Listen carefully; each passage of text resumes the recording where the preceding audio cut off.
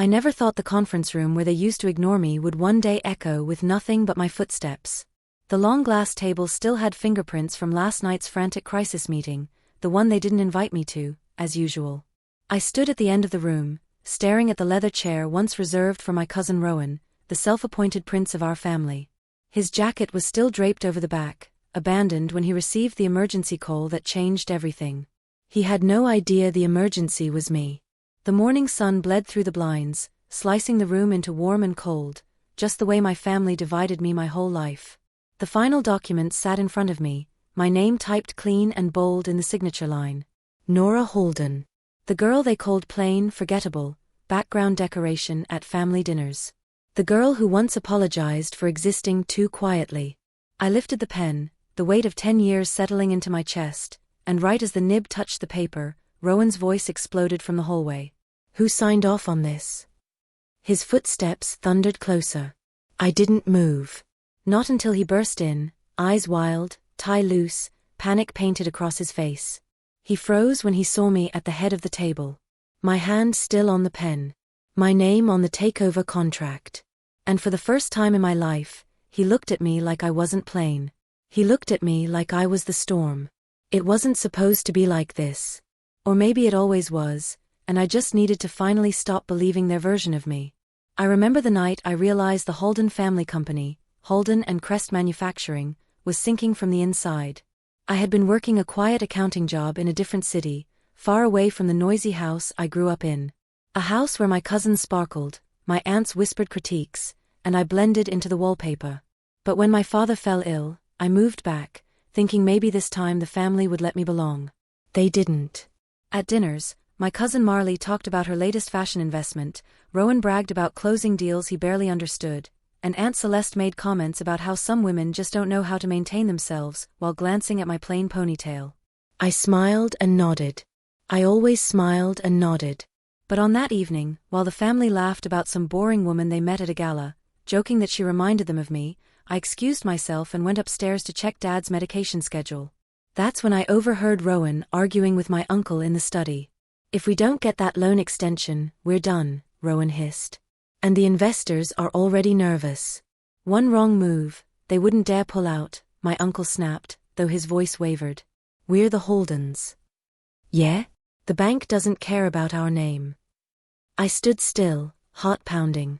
Holden and Crest, the family empire they worshipped more than each other, was collapsing.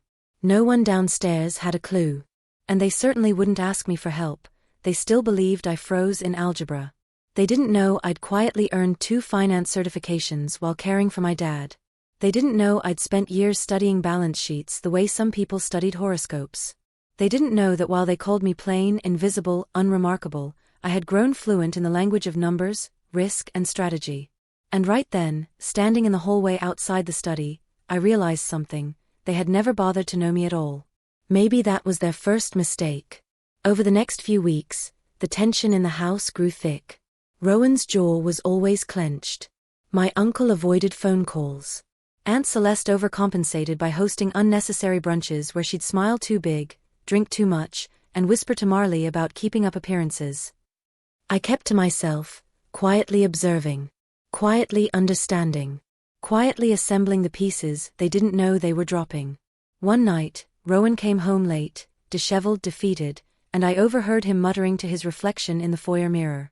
They're going to pull the plug. I'm going to be the one who let it die.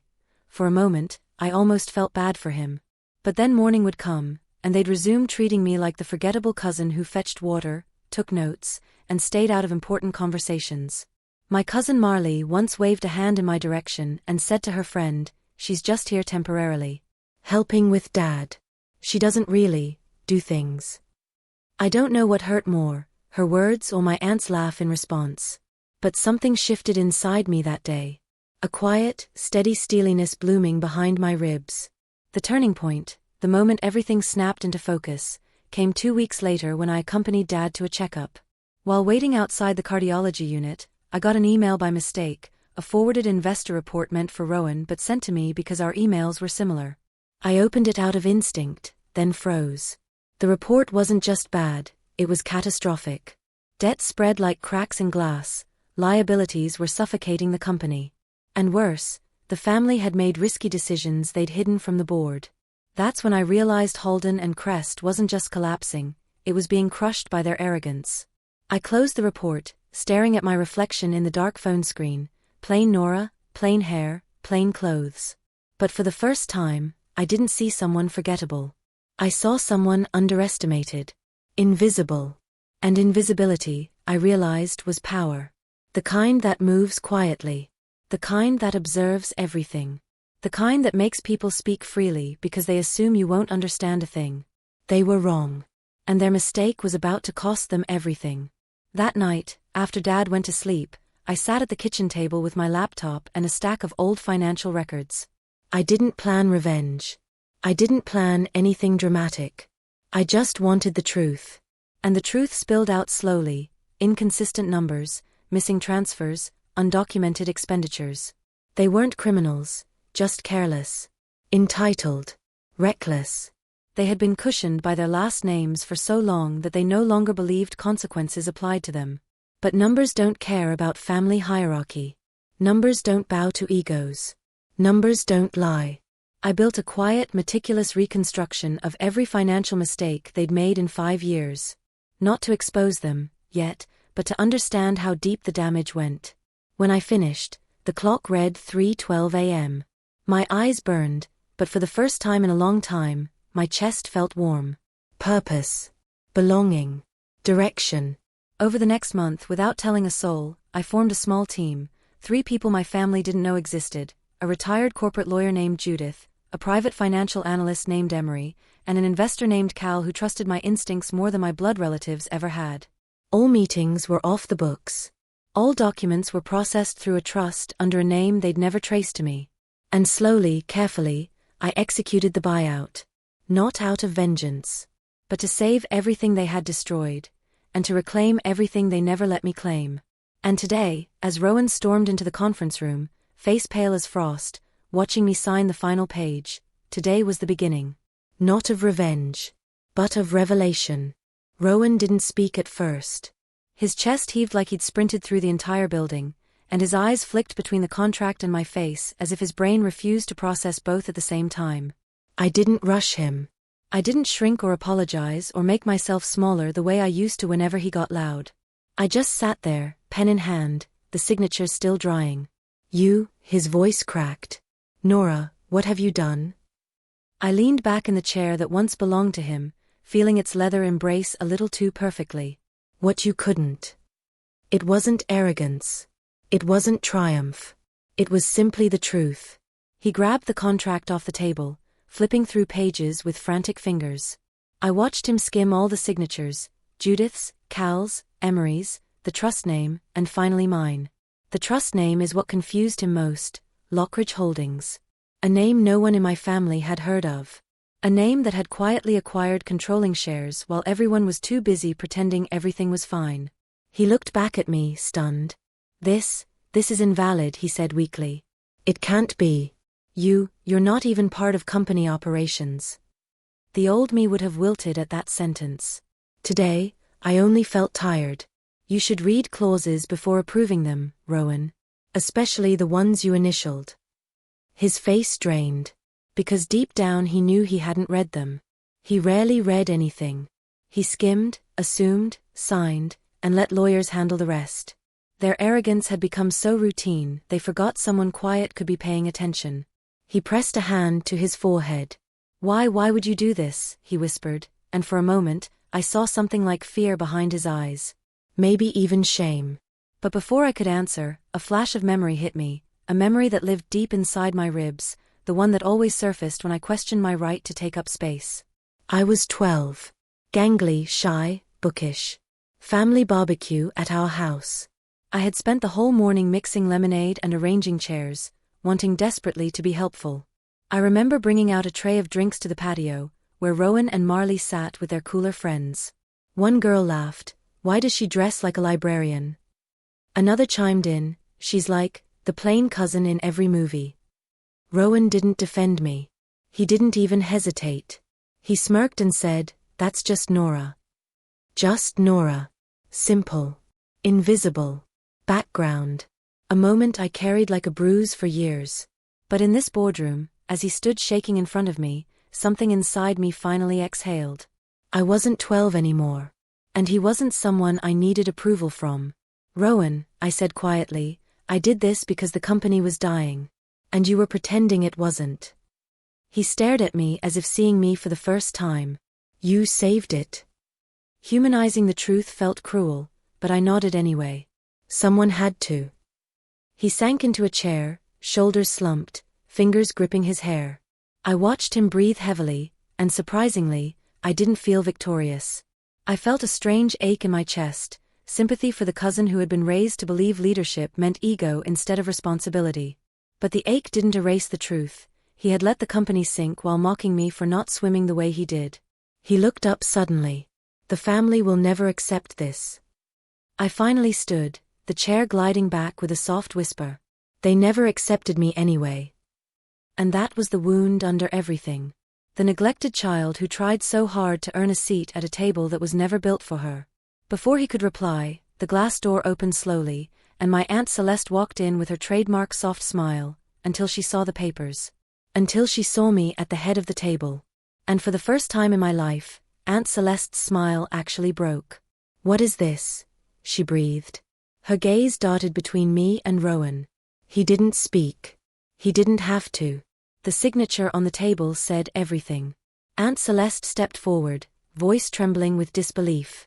Nora, sweetheart, you don't understand how these things work. There it was. The sentence she'd used my whole childhood. I felt the sting before she even finished. Actually, I interrupted gently, I do. Rowan rubbed his forehead. Mom, she bought us out. Her gasp was small but sharp, like a glass crack forming. You mean the company is, what, hers? I didn't speak. Not yet. I wanted her to reach the conclusion on her own. And she did. I watched the dawning horror stretch across her face, watched her knees weaken, watched her clutch the table edge to steady herself. But, she whispered, as if the universe owed her an explanation. She's plain Nora. The words hit me like a memory rather than an insult. And surprisingly, they didn't hurt. Not anymore. I took a slow breath. That's the problem, I said softly. You all spent so long seeing me as plain that you never saw me at all. Silence thickened the air. Not empty silence, reckoning silence. The kind that presses its palms against your ribs. Aunt Celeste looked at me with something unfamiliar in her eyes, not hatred, not anger. Something quieter. Something brittle. Why didn't you tell us the company was in danger? She asked. Why keep secrets? I felt my throat tighten. Because you wouldn't have listened, I said, voice barely above a whisper. You never do. Her lips parted, stunned. Rowan stared at the table. The vulnerability inside me cracked open, raw but steady. You taught me my place in this family, I continued. You taught me to be quiet. To be grateful for scraps. To never expect more. So I stopped expecting. I just learned. They stared at me as if hearing my voice for the first time. And when I saw the company falling apart, I didn't stay silent because I was scared. I stepped closer to the window, watching sunlight paint the floor. I stayed silent because you taught me silence so well. You never even looked over your shoulder to see what I was doing. Aunt Celeste whispered my name, but it wasn't a plea. More like a realization. Maybe even regret. I didn't push it. She had years of not seeing to face. Years of yes, that's just Nora dismissals. Years of dinners where I sat at the edge of the table, never the center. I let her sit with it. Rowan finally stood. You know the family will come after you, right? He said softly. Not threatening. Just honest. I met his eyes. I'm not doing anything to hide from. He swallowed. You're taking everything from us. I shook my head. I'm not taking anything. I'm cleaning up what you broke. His jaw clenched, but he didn't argue. Couldn't argue. They knew I was right. The door opened again, this time with determination, and my father walked in slowly, cane tapping the floor. My heart squeezed. Dad. I whispered. He must have heard the yelling. His eyes traveled across the room, across Rowan's panic, Aunt Celeste's shock, and then landed on me. He saw the contract. He saw the chair I stood behind. And instead of confusion, disappointment, or fear, he smiled. A small, tired, deeply proud smile. "About time," he said. Aunt Celeste gasped. "You knew." Dad nodded calmly, resting both hands on his cane. "I knew she was capable." His voice softened. "The rest of you just forgot." Rowan looked away. Aunt Celeste blinked rapidly, as if trying not to cry. I felt something inside me pull tight, then loosen. A knot that had lived in my chest since childhood quietly unraveled. Dad moved closer to me, placing a gentle hand on my shoulder. "Nora," he murmured, "you don't owe anyone an apology." And I believed him. For the first time in my life, I truly believed him. A beat of silence settled. Heavy. Honest. Then Rowan cleared his throat. "So what happens now?" he asked, voice low. I inhaled slowly. The air tasted different. Clearer. "Now," I said, "we rebuild." And as their stunned eyes stayed on me, something shifted, subtle but seismic. The room didn't belong to them anymore. It didn't even belong to me. It belonged to the truth. And for once, the truth was finally mine to speak. The news spread through the Holden building faster than wildfire through dry grass. By noon, everyone knew the company had a new majority owner, and no one could believe the name attached to it. Employees passed each other in the hallway with hushed whispers. Some peeked into the conference room as if expecting a ghost. Others simply stared, confusion softening into cautious curiosity. I could feel their eyes on me, eyes that for years had skimmed past me like I was a misplaced intern. Now, they lingered. Measured. Reassessed. But they didn't approach. I didn't blame them. The shock hadn't settled for me either. After Rowan and Aunt Celeste left, both walking slower than when they entered, I sat in the quiet conference room alone, staring at the city skyline stretching past the glass. Dad had gone home with a satisfied smile, insisting he wanted to give the others time to sit in their thoughts. I understood what he meant. Those thoughts were heavy. Generational heavy. And while a part of me felt vindicated, another part felt fragile. Like I was stepping into shoes that were too big, even though I had earned them. I closed my eyes, letting the hum of distant traffic settle me. But memories crept in anyway, memories I thought I had folded neatly away. Like when I graduated from college and my family skipped the ceremony because Rowan had a minor presentation at work. Or when Aunt Celeste bought Marley a car after her internship, then handed me a floral tote with a patronizing smile, saying, "For you, dear." Something practical. Or when I sent them pictures of my first small apartment and no one responded for 3 days, until Marley eventually wrote, "Cute. Looks like a starter place." Starter place. Starter girl. Starter dreams. Those weren't moments I got over. They were moments I quietly survived. The conference room door clicked softly before I heard it open. My heart tensed, expecting Rowan again, or Aunt Celeste with a new argument reheated in her mind. But it wasn't either of them. It was Emery, my analyst, my ally, the quiet strategist who saw potential in me long before I dared to claim it. He stepped inside, clicking the door shut behind him, brown leather folder tucked under his arm, glasses reflecting the white recessed lights. "You okay?" he asked. Simple words. But they landed deeper than any dramatic speech could have. I nodded, though it wasn't entirely true. Just processing. He sat across from me, placing the folder on the table but not opening it yet. "They'll adjust," he said softly. "Shock is loud at first, but it fades. And when it does, competence speaks louder." Competence. A word nobody in my family ever assigned to me. I swallowed. "You saw their faces." He nodded once. "I did. And they saw yours too." The implication lingered in the air. They saw me, not the quiet cousin, not the plain girl who fetched water and listened at the edges, but a woman they could no longer dismiss. It felt surreal. Heavy. A little terrifying. I looked down at my hands resting on the table, fingers interlaced, knuckles pale. "I didn't expect it to feel like this," I admitted quietly. "How does it feel?" I searched for the right word. Like I'm stepping into a room I wasn't invited to, but I'm holding the deed. He smiled slightly. "You're not holding it. You own it." I let out a shaky breath that almost turned into a laugh. God, Emery, what if I'm not ready? His expression softened with something like certainty. I've watched you run circles around people who underestimate you. I've seen your spreadsheets, your plans, your projections. Nora, you've been ready. They just never looked closely enough to notice. Something warm and unfamiliar flickered in my chest. It wasn't confidence yet, it was the seed of it. He finally opened the folder, sliding a few documents toward me. There's something you should see. I glanced down. Quarterly reports. Employee retention metrics. A list of departments bleeding money because of sloppy management. And then one sheet that made my stomach flip, a proposal Rowan had submitted last month behind the board's back, requesting a massive loan using future projections that weren't just optimistic, they were falsified. I looked up sharply. He falsified numbers? Emery nodded. Or the junior analyst working under him did. Hard to say. But the signature is Rowan's. A rush of heat flooded my veins, anger, disappointment, and something darker. My family had mocked me for being too plain, too cautious, too small. But recklessness had nearly destroyed the entire company. Not my quietness.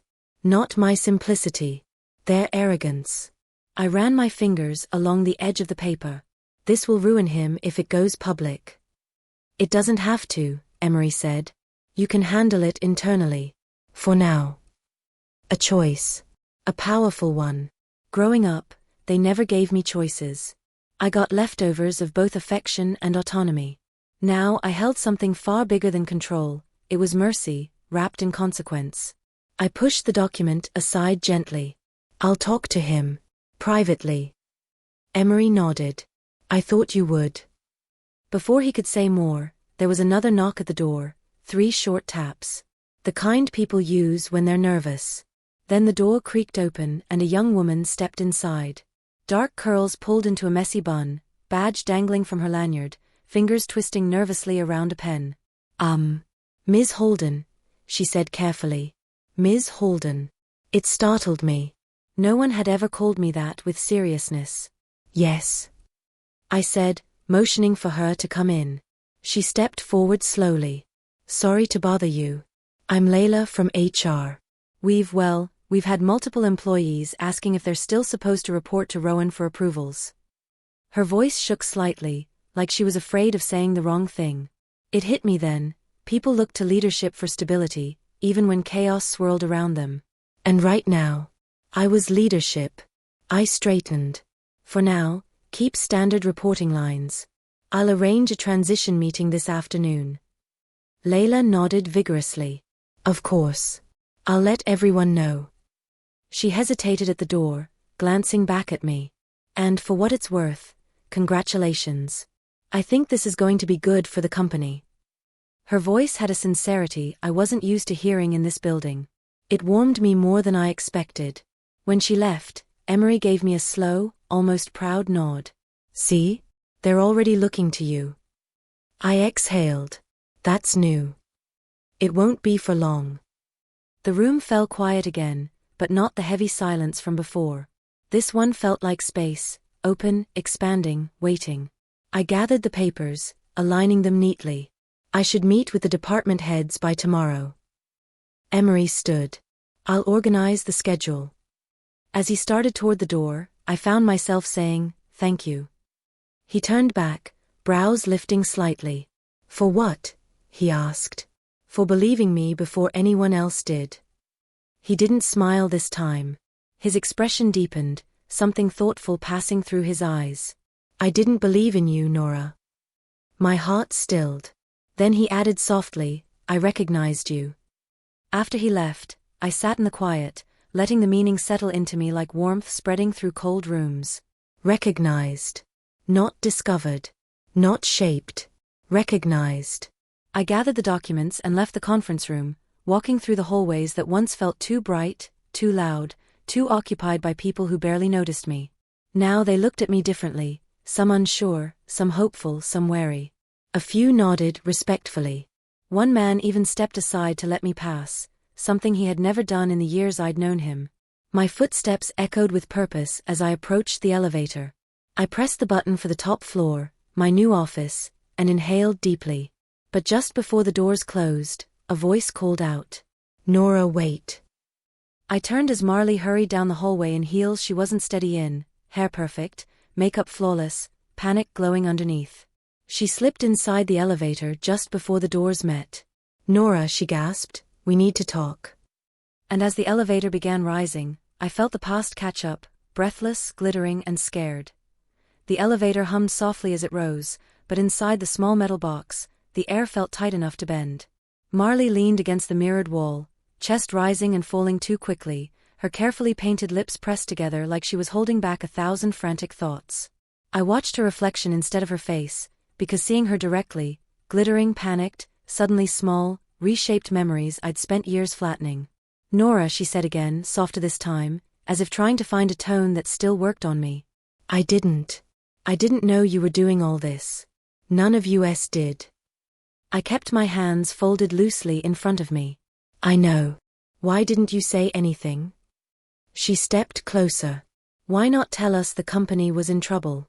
Or that you were buying things?" A bitter laugh almost slipped out. "You never asked." She winced, because she knew it was true. For years, I was the cousin they assumed needed guidance, not someone whose guidance they would ever seek. "Nora, please," she whispered. "Don't be like this." The elevator lights reflected off her gold bracelet, the same type she used to show off when we were teenagers, bragging about gifts while asking me, in the same breath, if I got my clothes from discount bins. I exhaled slowly. "Like what?" She shifted uncomfortably. "Cold. Cold." The word hit me strangely. Not because it hurt, but because of how deeply wrong it was. "I'm not being cold, Marley," I said quietly. "I'm being factual." Her eyes shined in a way that wasn't tears, it was desperation, fear of losing something she believed she was entitled to. "We're family," she said, voice trembling. "You can't just throw us out." The elevator dinged softly as we reached the top floor. My new office. A space they'd never imagined me entering, much less owning. But I didn't step out yet. I wanted her to hear the truth in a place too narrow for her to run from it. "I'm not throwing anyone out," I said. "But I'm not protecting the mess you all created." The doors slid open behind me, but Marley didn't move. "We didn't know it was that bad," she whispered. "Mom said things were tight, but not." She said that to who? I asked. "To the family. Not to the employees. Not to the board. Not to anyone who could actually help." She swallowed. "Okay, fine. But you could have told me. We used to be close." "We were children," I reminded her. "And even then, I'm not sure we were close. I just tolerated being the person you practiced superiority on." The words stunned her. She collapsed back against the railing, breath catching. Nora, I never meant." "I know," I said. "You never meant to be cruel. You just never cared enough to see the impact." She blinked rapidly, mascara trembling. "This is all happening too fast." "No," I corrected softly. "It happened slowly. You just didn't notice until today." That was the truth that finally cracked her composure.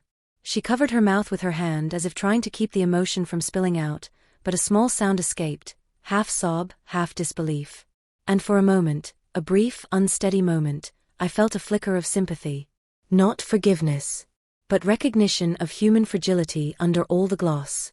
"Marley," I said gently, "the company needs rebuilding. And I'm not going to make decisions based on who shares my last name." "So what?" she whispered. "What happens to us?" "That depends on you." She looked up sharply. "On me?" "Yes. On whether you want to fight me, or work with me." Her breath stilled. A shift happened in her eyes, not acceptance yet, but an understanding that I wasn't going to bend the way she was accustomed to. She nodded slowly, like a child learning a new word. I stepped out onto the top floor, and she followed silently. My new office greeted me with soft sunlight spilling through tall windows, illuminating a space no longer sterile. Emery must have had someone bring in new furniture, a warm walnut desk, 2 soft gray chairs, a small plant near the window. It didn't look like a CEO's office. It looked like a place where someone could think clearly. I walked to the window, letting the morning light rest on my face. Marley stayed near the door, arms folded like she needed them to hold her together. "You know," she said shakily, "Mom's downstairs crying." That caught me off guard. Not because Aunt Celeste crying was impossible, but because she had never cried over me. "Why?" I asked. "Because she thinks she lost you," Marley said. The sentence felt heavier than she probably intended. My voice softened. "She never had me." Marley didn't argue. She sat down slowly, as if her body finally surrendered to exhaustion. A silence settled between us, one that wasn't sharp or hostile. Just real. The kind we never had before. I turned from the window. "There's a department head meeting at 3, I said. "I'm restructuring. I'd like you there." Her eyes widened. "Me? Why?" "Because you're good at logistics," I said plainly. "You've always been good at it. Even when you hid behind the glitter." She stared at me, stunned. "Nora, I don't know if I deserve that." "Probably not," I said honestly. "But I'm not rebuilding this company on punishment. I'm rebuilding it on capability." Her throat bobbed with a swallow. I'll be there." A slow breath escaped her like relief leaking from a balloon. She stood, wiped her cheeks gently, and walked to the door. "Nora," she said before leaving. I looked up. "I really am sorry." Her voice cracked on the last word. I nodded once. Not forgiveness, but acknowledgement. She left quietly, closing the door behind her. I sank into the chair behind my desk, feeling its unfamiliar support. I ran a hand across the smooth wood, grounding myself. This wasn't an act of revenge. It wasn't a coup. It was corrective. Necessary. And deeply overdue. As I organized the files for the afternoon meeting, my phone buzzed. "Emery." The message was brief. "Room B7. Now. You need to see this." My chest tightened. B7 was downstairs. A rarely used meeting room. Why wouldn't he tell me what it was? Why the urgency? I stood quickly, grabbed my notes, and headed to the elevator. As I descended floor by floor, my mind churned. Had something happened? Did Rowan do something reckless? Had word leaked to the press? The elevator doors opened to the quiet lower floor. Cold fluorescent lighting. Empty hallways. B7 was at the end. I approached slowly, heart drumming with a strange, taut intuition. When I opened the door, 3 people were inside: Emery, Layla from HR, and Rowan. He looked pale, furious, and defeated all at once. In his hand was a folder. My folder. The one containing the falsified reports. My breath hitched. He slammed the folder on the table. "Explain," he hissed. And just like that, quietly, inevitably, the confrontation began. Stood in the hallway outside the main conference room, the hum of voices inside vibrating through the frosted glass, and for a moment I just breathed. Isn't it strange how an entire lifetime of being overlooked can gather into a single point, a single inhale, a single moment when everything finally tilts? My hands weren't shaking, they should have been, but instead they were steady in a way that felt foreign, as if someone older, braver, more decisive was guiding them. Or maybe that someone had always been me. The door clicked open slightly as someone entered, and a faint breeze carried the smell of coffee and polished oak. I felt the urge to turn around, to walk away, to stay invisible like I always had, but today wasn't built for invisibility. Today was built for truth. Inside, Uncle Gerald cleared his throat loudly, that same theatrical cough he used when announcing bad news. "We'll begin shortly," he said, sounding smug, rehearsed, confident in a victory that evaporated 2 days ago when I finalized the last share purchase agreement. They still thought they owned everything. They still thought I was plain little Nora who didn't understand numbers. They still thought the board meeting would end with me being fired. The irony almost made me smile. I walked in. Every head turned, but not with respect, with confusion, irritation, mild surprise, like they were wondering who forgot to tell me this wasn't my place. My cousins sat in their usual seats, Dorian with his gold watch, Felicity with her icy smirk, Julian drumming his fingers in impatience. All of them looked at me like I was interrupting something important. They had no idea the important thing was me. "Well," Uncle Gerald said, forcing politeness into his voice, "you're early for the dismissal discussion, Nora." The word dismissal landed like a challenge. I sat down with a calmness even I didn't expect. This is actually a different kind of discussion. And what would you know about that? Dorian muttered, not even quiet enough to be subtle. Felicity crossed her legs dramatically. Nora, if this is about you wanting another clerical position or whatever, we can discuss it after the board meeting. Right now, executives need to. It concerns the board, I interrupted softly. The room paused. They weren't used to me interrupting anything. They weren't used to my voice carrying enough weight to halt a conversation. I used silence the way they once used dominance, letting it stretch until one by one they realized something was wrong. Julian raised an eyebrow. Is this about the budget incident? Because you should know, Nora, mistakes like yours are. I didn't make a mistake, I said. But you all did. A murmur rustled the room. Uncle Gerald clicked his pen. This is getting tiresome. Somebody get HR. This is exactly why we need to let her go. The door opened again. And the attorney walked in. My attorney. A clean, quiet, precise woman named Elara Brookston, someone none of them had ever met but all of them would remember. Her presence shifted the energy in the room instantly. She didn't introduce herself with warmth or apologies. She walked straight to me, placed a binder in front of my seat, and said, Nora, everything's ready, like I was the one with authority. My relatives stiffened. Who is this? Felicity demanded. Elara didn't even look at her. I'm legal counsel for the majority shareholder. Her words hit the table like a dropped stone. Majority shareholder? Uncle Gerald repeated slowly. There is no majority shareholder. Everything's split. That's how we structured the company decades ago. It was, Elara said. Until last month. Dorian laughed. That's impossible. Julian rolled his eyes. What stunt is this, Nora? Who put you up to? It's not a stunt, I said, opening the binder. The first page glowed white under the overhead lights. Share Transfer Agreement Number 1, Felicity Harrington, Nora Valine Trust. Signed. Notarized. Paid. Felicity's jaw tightened. That's not. You sold 6% to an anonymous trust 3 weeks ago, I reminded her. You needed emergency liquid funds after your kitchen remodel fell through because you underpaid the contractors. You got market price. Nothing shady. Her face flushed with a shade that didn't match her lipstick. I turned the page. Share Transfer Agreement Number 2, Dorian Harrington, Nora Valine Trust. Dorian leaned forward. Okay, that's enough. This has to be fraudulent. I would never. You did, I said simply. You were gambling again. Quietly. I didn't judge you for it. You needed cash. Same deal. You signed. His voice cracked. You tricked me. No, I said.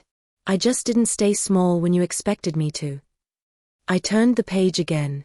Then another. And another.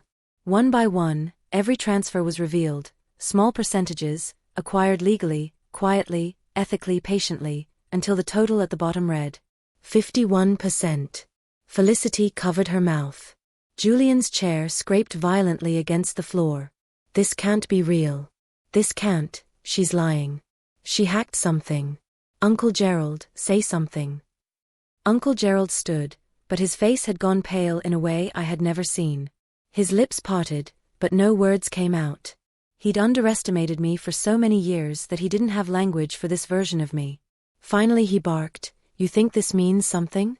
You think controlling shares gives you authority? You're not leadership material. You're you. Something inside me softened. Not toward him, but toward myself. The girl who believed him for so long deserved better. I know who I am, I said, rising to my feet. My voice was steady, level, unshakable. And I know what this company could have been if any of you had cared more about integrity than appearances. You treated me like a placeholder. Like a sympathy hire. Like a charity project. And still, I showed up. I worked harder than all of you combined. I learned every department. I solved problems none of you even bothered to notice. Not because I wanted power, but because I believed this family could be more. A painful silence swallowed the room. But today, I continued, I'm not acting as your cousin or your niece. I'm acting as the majority shareholder. Felicity whispered, Nora, please don't. I'm replacing the executive leadership team effective immediately, I said. Julian slammed a hand on the table. You can't fire us. We're family. I looked him in the eyes. Family doesn't treat me the way you did. Ilara slid the final folder across the table, a smooth, heavy sound that marked the end of an era. Uncle Gerald lunged toward it, flipping it open. No, no, no, no. You're making a mistake. You don't understand how this company runs. I understand better than you think, I said. And if you'd ever paid attention, you'd know that. He pointed at me, voice trembling with rage. You were always the plain one. The quiet one. The one who couldn't keep up. The one we pitied. I didn't look away. And you were the ones who underestimated the wrong girl. The room stilled. Something shifted, not just in them but in me. A quiet victory, not loud, not vengeful, but earned. Uncle Gerald sank back into his chair. For the first time in my life, he looked small. I gathered the documents, closed the binder, and said, Security will escort you out after you collect your personal items. I'll inform the staff this afternoon. The company is going to rebuild, with honesty this time. No one moved. No one spoke. Not even a protest. The silence was its own apology. As I stepped out of the conference room, the air felt different, open new, like something long suffocating had finally been lifted. My heels echoed down the hallway, but they didn't sound lonely. They sounded like steps into something I'd earned inch by inch, insult by insult, day by overlooked day. Outside, sunlight spilled through the tall glass windows, warm and golden, like the world itself was exhaling with me. I pressed my hand against my chest, not to stabilize myself, but to feel the steady heartbeat of the woman I had finally become. Plain Nora was gone. The real me, the patient strategist, the silent observer, the woman who turned quiet into power, had risen. And for the first time, I walked forward without looking back. The morning after the board meeting felt unreal in the way quiet moments feel after surviving a storm. My apartment was still dim, the sun not fully risen yet, and for a moment I lay there listening to nothing. No footsteps rushing outside my door, no emails angry enough to wake me, no dread crawling into my chest. Just stillness. It was strange how peace had weight. I felt it settle across me like a soft blanket, unfamiliar but welcome. When I finally stood, my feet touched the cold wooden floor, grounding me back in reality. I had done it. Not loudly, not theatrically, not with the same arrogance my relatives flaunted in every room they entered. I had dismantled the entire structure of their entitlement with patience, intelligence, and truth. I wasn't sure if I should smile or cry, so I did neither. Instead, I opened the curtains. The city looked different.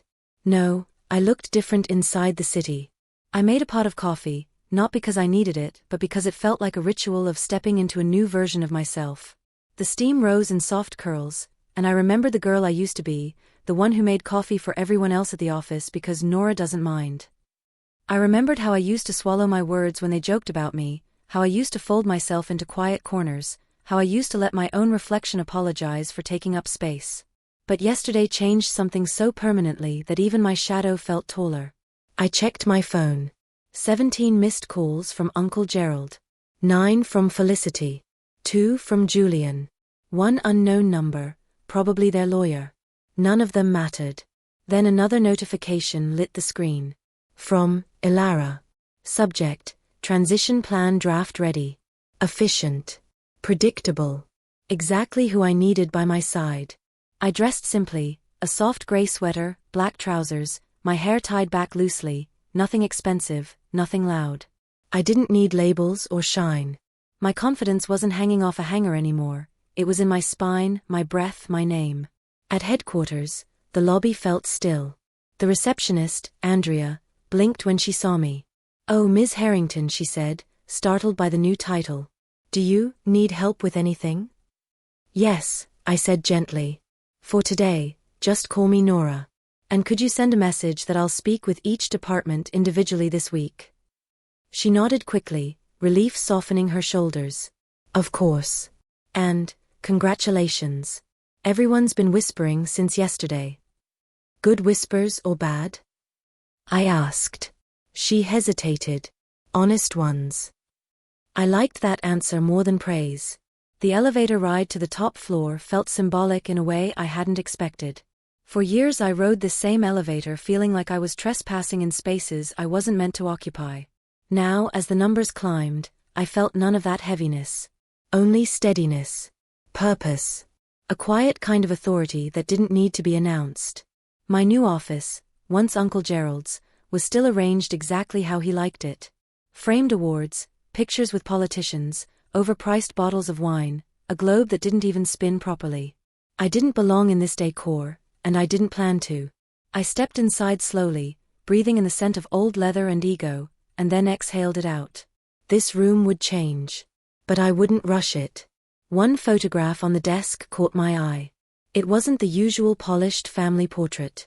It was an older one, me at 8 years old, standing behind everyone else, half cut off by the frame. I remembered that day. They made me stand in the back, so the photo looks balanced.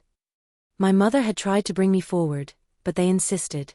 I'd smiled anyway, because back then, I thought love meant accepting crumbs. I picked up the frame. For a moment I just stared at the little girl who believed she was lucky just to be included in a picture. "You're not in the background anymore," I whispered. My voice cracked, but only slightly. I set the frame face down. There was a gentle knock on the open door. "Nora."